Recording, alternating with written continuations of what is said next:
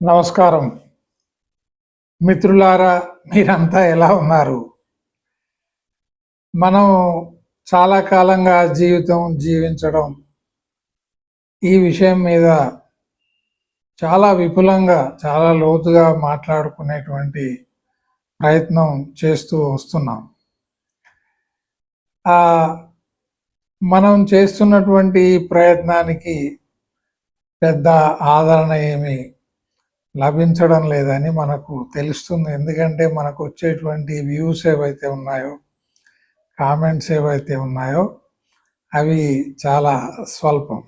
తెలుగు మాట్లాడుకునేటువంటి జనాభాని ఉద్దేశించి మనం చేస్తున్నటువంటి ప్రయత్నంలో ఒక 3 నుంచి 500 మంది చూస్తున్నట్టుగా మనకు తెలుస్తుంది. ఏది ఏమైనా మనం చేసేటువంటి ఈ ప్రయత్నం, ఎందుకంటే మన ఉద్దేశం చాలా మంచిది. మనం ఎలాంటి ప్రతిఫలాన్ని ఆశించకుండా మనుషుల్ని మానవత్వం వైపు, మనిషిని మానవుడిగా తీర్చిదిద్దేటువంటి ప్రయత్నంలో భాగంగా మనం చేసేటువంటి కృషి ఎలాంటి ఫలితాలు ఇచ్చినా ఇది జీవితపు చివరి ఘడియల వరకు కొనసాగుతూనే ఉంటుంది. ఎందుకంటే ఇది ఈ జీవితం అలాగే కొనసాగించబడి ఉంది గతంలో కూడా. ఇక ఈరోజు విషయానికి వస్తే, ఏపీ మరియు తెలంగాణ 2 రాష్ట్రాల్లో ఉన్నటువంటి వరద పరిస్థితిని మనం ఒకసారి గుర్తుకు చేసుకుంటూ, అక్కడ ఉండేటువంటి ఈ విపత్కర పరిస్థితుల్లో లక్షలాది మంది ప్రభావితులై అన్నమో రామచంద్ర అంటూ అలమటిస్తున్నటువంటి పరిస్థితుల్లో తోటి మానవులు, అంటే ఆ వరద ప్రాంతాల్లో ఉన్నటువంటి వ్యక్తులు ఏ విధంగా ప్రవర్తిస్తున్నారో మనం చూస్తే చాలా జుగుప్సాకరంగా, అంటే మనిషి మీద మనిషికి అసహ్యం వేసేటువంటి పరిస్థితులు ఉన్నాయి. ప్రతి విపత్తు వచ్చినప్పుడు ప్రభుత్వాలే ఆదుకుంటాయి అని మనం చెయ్యి మీద చెయ్యి వేసుకొని, కాలు మీద కాలు వేసుకొని కూర్చోలేము. ఆ సమీపంలో ఉన్నటువంటి వ్యక్తులు, ముఖ్యంగా యువకులు ఎవరైతే ఉన్నారో వాళ్ళు నడుం కట్టి ఆ ప్రాంతంలో ఉన్నటువంటి మిగతా వాళ్లను, ఎవరైతే తమకు తాముగా సహాయం చేసుకోలేరు అలాంటి వ్యక్తుల్ని చేరదీసి సహాయం చేసి వాళ్ళను ఓదార్చేటువంటి బాధ్యత యువకుల మీద, యువ రక్తం మీద ఉంటుంది. అయితే ఈరోజు యువకులే కాదు, ప్రౌఢ దశకు వచ్చినటువంటి వ్యక్తులు కూడా, అంటే 25 సంవత్సరాలు పైబడిన వాళ్ళు కూడా పరిస్థితులను తమకు అనుకూలంగా మార్చుకోవడానికి ప్రయత్నం చేయడం, ఇలాంటి సందర్భంలో కూడా మనం ఏ విధంగా లాభపడాలి అని ఆలోచించడం, కేవలం తమ యొక్క కుటుంబానికే పరిమితమై ఆలోచించడం, కేవలం తమ సంక్షేమము క్షేమాన్ని దృష్టిలో పెట్టుకొని ఆలోచించడం చాలా విచారకరం.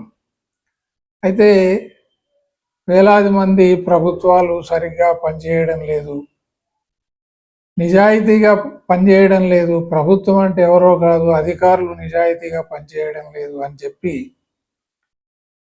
చాలా కంప్లైంట్స్ మనం టీవీ ద్వారా వింటూ వచ్చాం.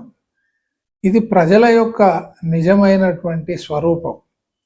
చిత్తశుద్ధితోని, అంటే అంకిత భావంతోని, నిజాయితీతోని పనిచేసేటువంటి వ్యక్తులు ఉన్నప్పుడే ఆ సమాజం ఏదైతే ఉందో, దేశం ఎలాంటి పరిస్థితినైనా ధీటుగా ఎదుర్కొనేటువంటి సామర్థ్యాన్ని కలిగి ఉంటుంది.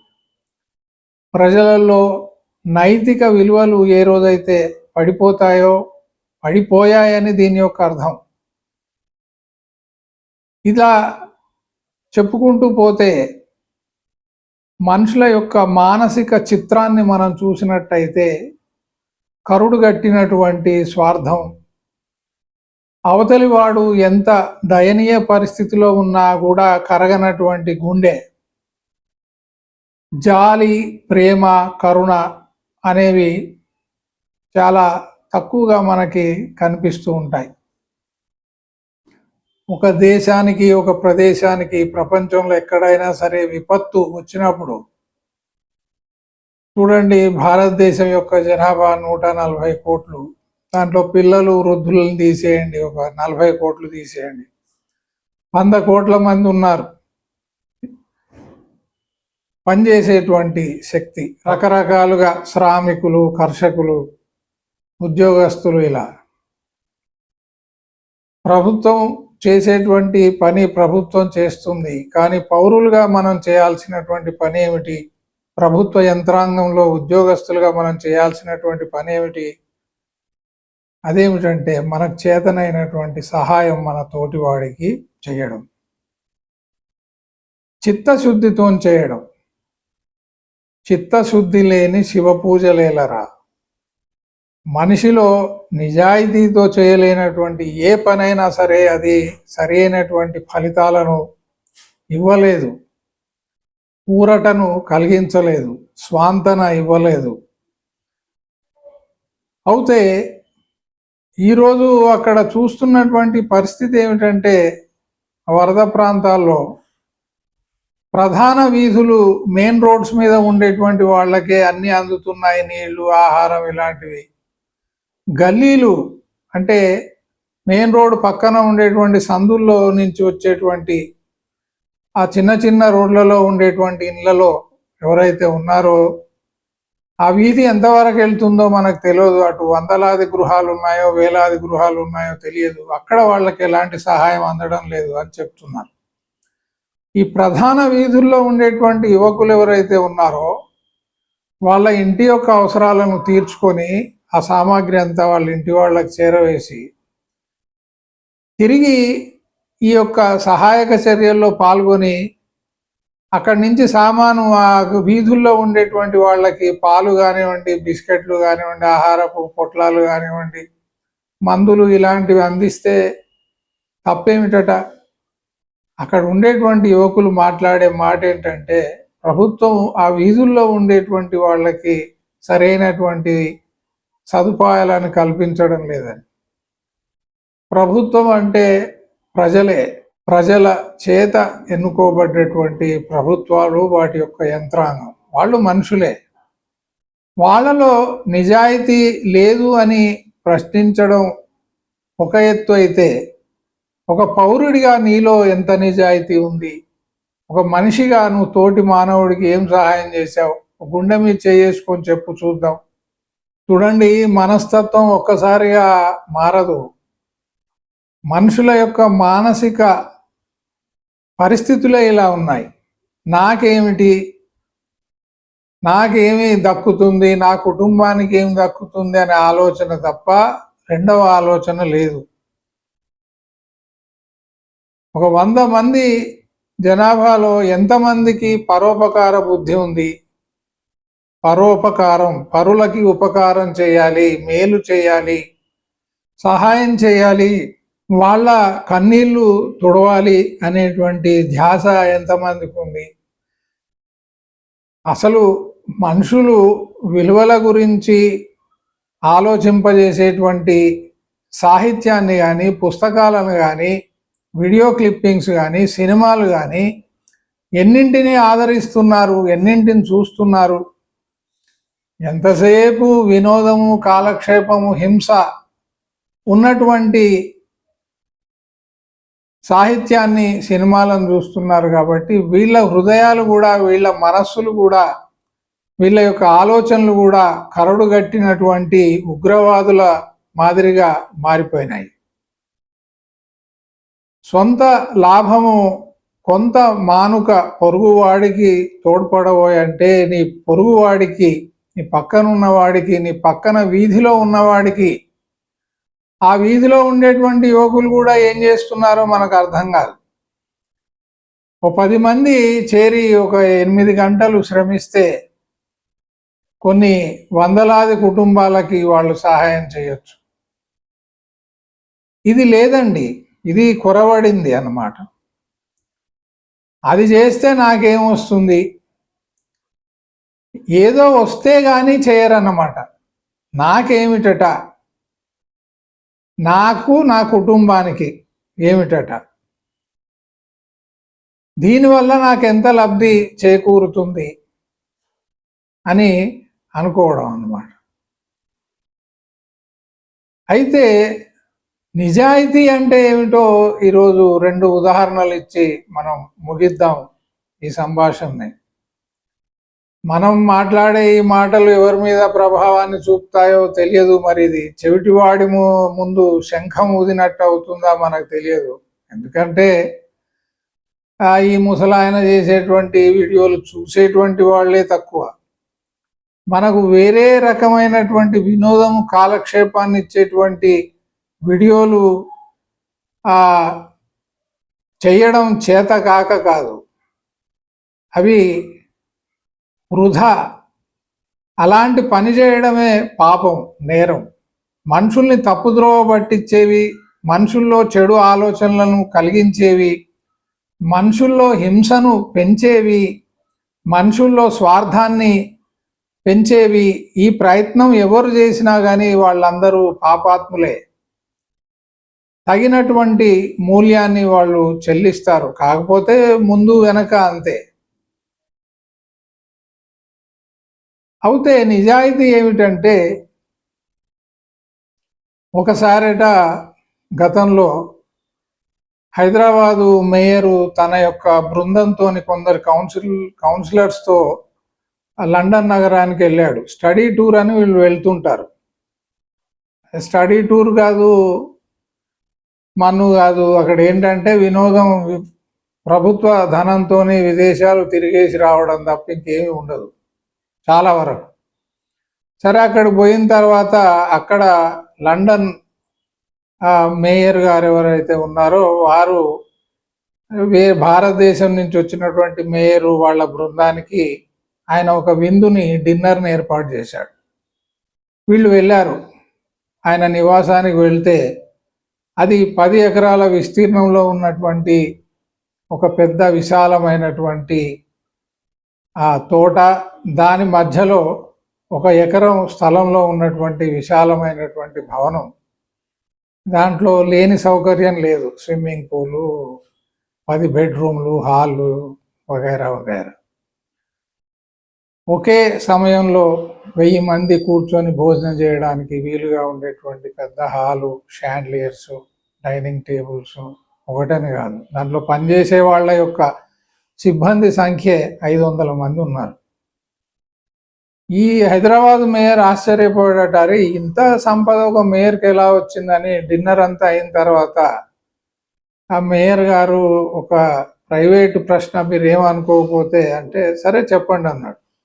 ఒక మేయర్గా మీకు ఇంత సంపద ఎలా వచ్చింది, మీరు మొదటి నుంచి చాలా ధనికుల కుటుంబంలో నుంచి వచ్చారా అంటే, ఆయనను ఒక్కడనే ఆ యొక్క పెద్ద కిటికీ దగ్గరికి, విండో దగ్గరికి తీసుకుపోయి, గ్లాస్ విండో దగ్గర తీసుకెళ్ళి, చూడండి నేను మామూలు మధ్యతరగతి కుటుంబంలో జన్మించాను, ఇదంతా ఎలా వచ్చిందో మీకు చెప్తాను, సీక్రెట్ ఎవరికి చెప్పొద్దు అని, చూడండి దూరంగా అక్కడ మీకు ఒక బ్రిడ్జ్ కనిపిస్తుందా అన్నాడట. ఈ హైదరాబాద్ మేయరు చాలాసేపు చూసి, అక్కడ ఒక దూరంగా ఒక బ్రిడ్జ్ ఉందండి అన్నాడంట. ఆ బ్రిడ్జ్ యొక్క పొడవు 5 కిలోమీటర్లు అన్నాడట. వెంటనే హైదరాబాద్ మేయర్, సార్ ఈరోజు మార్నింగే మేము ఆ బ్రిడ్జ్ మించి వచ్చాము, అది బ్రిడ్జ్ పొడవు కేవలం 2 కిలోమీటర్లే కదా, మీరేమో 5 కిలోమీటర్లు అని చెప్తున్నారు అని అన్నాడు. అప్పుడు ఆ లండన్ మేయరు, ఆ 3 కిలోమీటర్ల బ్రిడ్జే ఈ ఇల్లు, ఈ సంపద, ఈ వైభవం అని చెప్పాడు. సరే, అలా అయిపోయిన తర్వాత మళ్ళీ ఒక 5 సంవత్సరాల తర్వాత ఈసారి లండన్ మేయరు హైదరాబాద్కు వచ్చారు. వచ్చి ఇక్కడ హైదరాబాద్ మేయర్ దగ్గర ఆతిథ్యానికి, ప్రోటోకాల్ కాబట్టి మామూలు ఆనవాయితీ, ఆయన వచ్చాడు. వస్తే హైదరాబాద్ మేయర్ యొక్క ఇల్లు 100 ఎకరాలలో ఉందట. 100 ఎకరాల తోట, దాంట్లో 5 ఎకరాల విస్తీర్ణంలో ఉన్నటువంటి పెద్ద భవనం, 1000 మంది పనిచేస్తూ ఉన్నారు. లండన్ మేయర్ ఆశ్చర్యపోయి, మరి ఏంట్రా వీడికి ఇంత సంపద ఎక్కడి నుంచి వచ్చిందని పాత స్నేహితుడే కాబట్టి అడిగాడట. అప్పుడు హైదరాబాద్ మేయరు లండన్ మేయర్ని ఒక కిటికీ దగ్గర తీసుకుపోయి, చూడండి దూరంగా అక్కడ మీరు చూడండి, అక్కడ మీకు ఒక బ్రిడ్జ్ కనిపిస్తుందా అని అన్నాడట. లండన్ మేయరు చాలాసేపు, ఒక 5 నిమిషాలు అలాగే చూసి, sorry my dear friend, I don't see any bridge over there, అసలు అక్కడ ఎలాంటి బ్రిడ్జ్ లేదు కదా అంటే, ఇప్పుడు హైదరాబాద్ మేయర్ ఉండదు, ఆ మొత్తం బ్రిడ్జే ఈ భవనము, నా సంపద, ఈ వైభవం అన్నాడట. ఇగో ఇలాంటి నిజాయితీ మరి ప్రజల్లో ఉన్నప్పుడు వాళ్ళు తోటి వారికి సహాయం చేస్తారని, నిస్వార్థంగా పనిచేస్తారని మనం ఎలా అనుకోగలం? అయితే నిజాయితీ ఏమిటో ఒక చిన్న కథ చెప్పి మీకు ముగుస్తాను. మోక్షగుండం విశ్వేశ్వరయ్య గారని ఒక ఇంజనీర్ ఉన్నారు. ఆయన తుంగభద్ర నది మీద ఆనకట్ట కట్టారు. ఆయన హైదరాబాద్లో ఉన్నటువంటి హిమాయత్ సాగర్, ఉస్మాన్ సాగర్, హైదరాబాద్ డ్రైనేజ్, అలాగే ట్యాంక్ బండ్, ఇలాంటి చారిత్రక నిర్మాణాలు ఆ రోజుల్లో చేశారు ఆయన. అంటే 1910, 20 ఆ ప్రాంతంలో. చాలా గొప్ప ఇంజనీరు, భారతరత్న. వారి నిజాయితీని చూస్తే ఒక ఉద్యోగస్తుడుగా చాలా ఆశ్చర్యం వేస్తుందండి. వారి పాదాలకు నా యొక్క హృదయపూర్వక నమస్కారాలు తెలియజేస్తున్నాను. వారు ఇప్పుడు లేరు, మన మధ్య లేరు, కానీ వారి నిజాయితీని చూడండి. ఈ నదుల మీద ఈ డ్యామ్ కట్టేటప్పుడు ఆ నది ఎక్కడి నుంచి పారుతుంది, దానికి ఎక్కడ డ్యామ్ కట్టాలి, అనుకూలమైనటువంటి ప్రదేశం ఏదని చెప్పి వీళ్ళు సర్వే చేస్తారు. సర్వే చేస్తున్నప్పుడు ఆ అడవుల గుండా, ఆ పర్వతాల మధ్య నుంచి, ఆ గుట్టల మధ్య నుంచి వీళ్ళు వెళ్ళాల్సి ఉంటుంది. అక్కడ క్యాంపులు వేసుకుంటారు అన్నమాట. ఆ మొత్తం పరివాహిక ప్రాంతాన్ని అంతా వీళ్ళు నోట్ చేసుకుంటారు, చిత్రీకరిస్తారు. అనుకూలమైనటువంటి ప్రదేశంలో డ్యామ్ నిర్మాణం చేస్తారు. అలా ఒక అడవిలో వీళ్ళు క్యాంప్ వేసుకొని ఉన్నారు, మోక్షగుండం విశ్వేశ్వరయ్య గారు, వాళ్ళ సిబ్బంది. ఈయన రాత్రి ఏదో పని చేసుకుంటున్నాడు. ఆ రోజు చేసినటువంటి సర్వేకి సంబంధించి అన్ని వివరాలు దాంట్లో రాస్తున్నాడు. ఆ చిత్రాలు అవన్నీ కూడా వేసుకుంటున్నాడు. బయట ఉన్నటువంటి ఆయన సిబ్బంది గమనిస్తూనే ఉన్నారు. ఇది గుడారాలలో ఉంటాయి కాబట్టి అన్ని బయట కనబడుతూనే ఉంటాయి. అయితే బయట లైట్ ఉండదు కదా, కొవ్వొత్తి పెట్టుకొని పనిచేస్తున్నారు. క్యాండిల్ లైట్లో పనిచేస్తున్నాడు. కొద్దిసేపు పనిచేసిన తర్వాత ఆయన ఆ సంచిలోంచి ఇంకో క్యాండిల్ లైట్ తీశాడు. తన బ్యాగ్లోంచి తీసి ఆ క్యాండిల్ లైట్ వెలిగించి, అంతకుముందు ఏ క్యాండిల్ లైట్లోనైతే వెలుగులో పనిచేస్తున్నాడో అది ఆర్పివేశాడు. ఆర్పివేసి ఈ కొత్తగా వెలిగించినటువంటి క్యాండిల్ లైట్లో ఒక ఉత్తరం రాసి అది మడత పెట్టి అటెండర్ను పిలిచి, ఇది రేపు నువ్వు పోస్ట్ చేసేయని చెప్పాడు. ఆ రోజుల్లో ఉత్తరాలే కదా, మెయిల్స్ ఎక్కడున్నాయి అని చెప్పి ఆయన బయటకు వచ్చాడు. వచ్చిన తర్వాత అక్కడ ఉండేటువంటి జూనియర్ ఇంజనీర్స్, సిబ్బంది ఆశ్చర్యపోయారు. సార్, మీరు ఏమనుకోకపోతే ఒక ప్రశ్న అడగండి అన్నాడు. ఆ మొదటి క్యాండిల్ లైట్ ఆర్పేసి మళ్ళీ ఇంకోటి వెలిగించి ఆ లైటు యొక్క వెలుగులో మీరు ఉత్తరం ఎందుకు రాశారంటే, ఆయన ఏమన్నా అంటే, మొదట నేను చేస్తున్నది అఫీషియల్ వర్క్, నేను ఒక ఉద్యోగస్తుణ్ణి, అఫీషియల్ వర్క్. ఆ మొదటి క్యాండిల్ లైటు ప్రభుత్వం వారిది, ప్రభుత్వం ఇచ్చినటువంటి ధనంతో కొన్నటువంటి క్యాండిల్ లైటు. దాని కింద ప్రభుత్వం యొక్క పని చేశాను, ప్రజల యొక్క పని చేశాను. ఉత్తరం రాసుకోవడం అనేది నా యొక్క పర్సనల్ వర్క్, నా వ్యక్తిగతమైనటువంటి పని కాబట్టి నా క్యాండిల్ లైట్ వెలిగించి ఉత్తరం రాసుకున్నాను అంటే, చూడండి మహాత్ములు ఏ విధంగా ఉంటారో. నిజాయితీ అంటే ఏంటో మీరు గ్రహించండి. నిజాయితీ అంటే 9 నుంచి 5 గంటల వరకు డ్యూటీ చేశానా వెళ్ళిపోయానా కాదు. ఆ 9 నుంచి 5 వరకు నేను ఎంత చిత్తశుద్ధితోని, త్రికరణ శుద్ధితోని, మనస వాచ కర్మేణ పని చేశాను. ఎక్కడ కూడా అవినీతికి పాల్పడకుండా, స్వార్థానికి పాల్పడకుండా, ఒళ్ళు దాచుకోకుండా నా మొత్తం శక్తిని ఉపయోగించి పనిచేశాను అనేదే నిజాయితీ. అలాంటి మహాత్ముడు కాబట్టే వారికి భారతరత్న కూడా ఇచ్చారు. ఇలాంటి వ్యక్తులు ఉంటారు. ఆ మేయర్ లాంటి వ్యక్తులు కూడా ఉంటారు. మనం ఏ బాటలో నడవాలి, ఏ మార్గంలో నడవాలి, దేని ద్వారా మన జీవితాన్ని మనం సఫలీకృతం చేసుకుంటాం, పండించుకుంటాం, భగవంతుడికి దగ్గర అవుతాం అనేది మనం నిర్ణయించుకోవాలి. నమస్కారం.